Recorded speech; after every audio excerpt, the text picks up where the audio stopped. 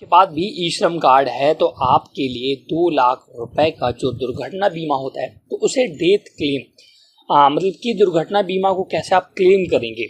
आपको पता है कि अगर आपके पास ई श्रम कार्ड है, जब भी ई श्रम कार्ड बने थे तो उसमें क्या होता था, डेथ क्लेम अगर किसी व्यक्ति के एक्सीडेंट से मृत्यु हो जाती थी या वो अपंग हो जाता था, उसके लिए सरकार 2 लाख रुपए का दोस्तों दुर्घटना बीमा रखती है। लेकिन बहुत से लोगों को ये जानकारी नहीं होती है कि इसका लाभ कैसे लिया जाता है।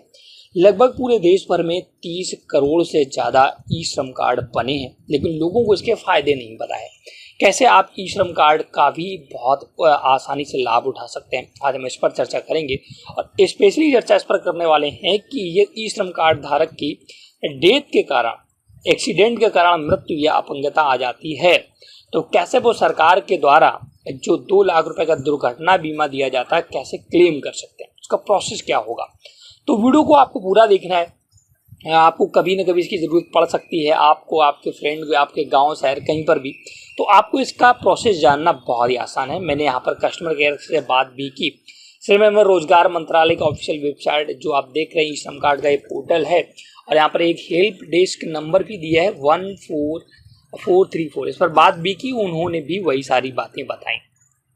तो सबसे पहले मैं आपको ये बताना चाहूँगा कि अगर आपके पास ई श्रम कार्ड नहीं है तो आप इस वेबसाइट पर आकर, ई श्रम कार्ड की ऑफिशियल वेबसाइट पर आकर यहाँ से पंजीकरण करके ई श्रम कार्ड बना सकते हैं। अब यहाँ पर एक बात ये आती है कि अगर किसी व्यक्ति की एक्सीडेंट के कारण मृत्यु हो जाती है तो लोग दोस्तों यहाँ पर 2 लाख रुपए का दुर्घटना बीमा भारत सरकार देती है। वहीं अगर अपंगता आती है तो 1 लाख रुपए का ये बीमा दिया जाता है।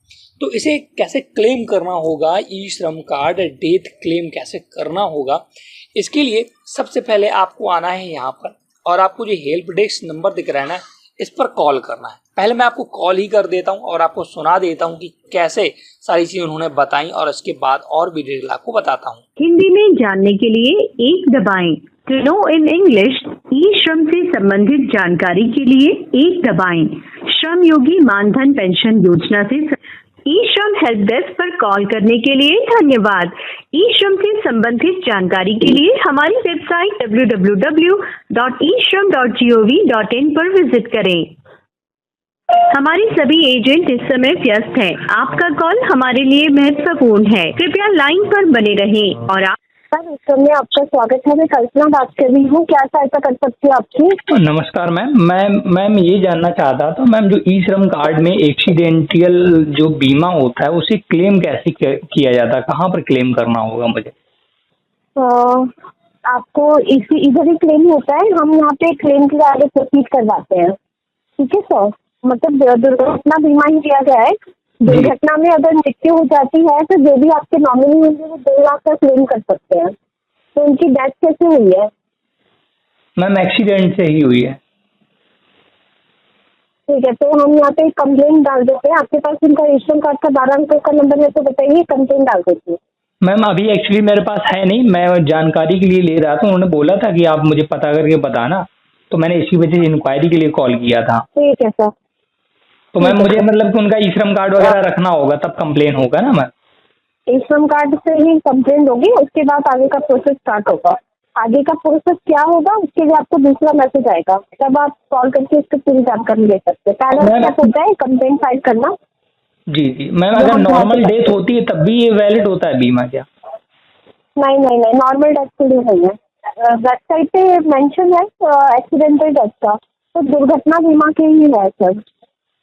चलिए मैम, ठीक है, थैंक यू। इसके अलावा और कोई जानकारी लेना चाह रहे हैं इस कार्ड से संबंधित? No ma'am, thanks.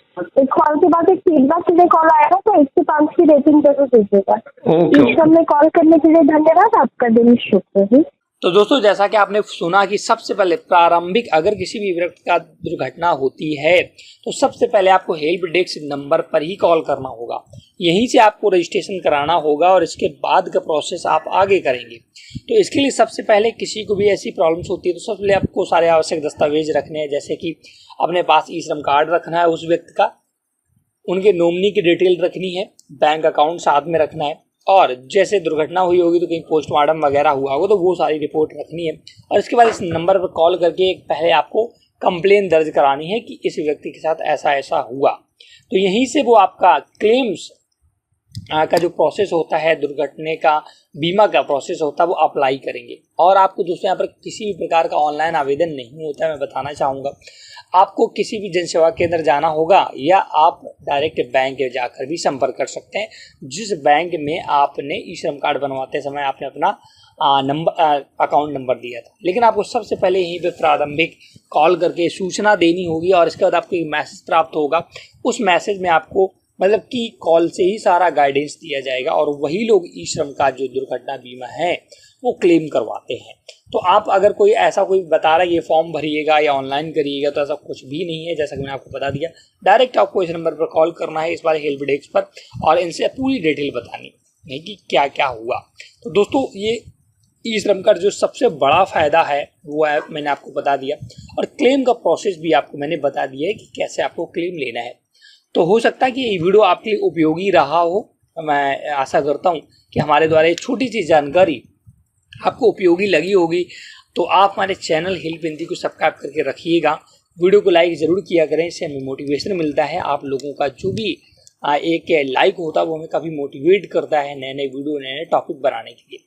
तो आप सबसे पहले चैनल को सब्सक्राइब करके बेल आइकन रखिएगा, जिससे मैं ऐसे ही वीडियो आप लोगों को देता रहूं। और मैं किस टॉपिक पर दोस्तों वीडियो बनाऊं आप हमें कमेंट करके बता सकते हैं।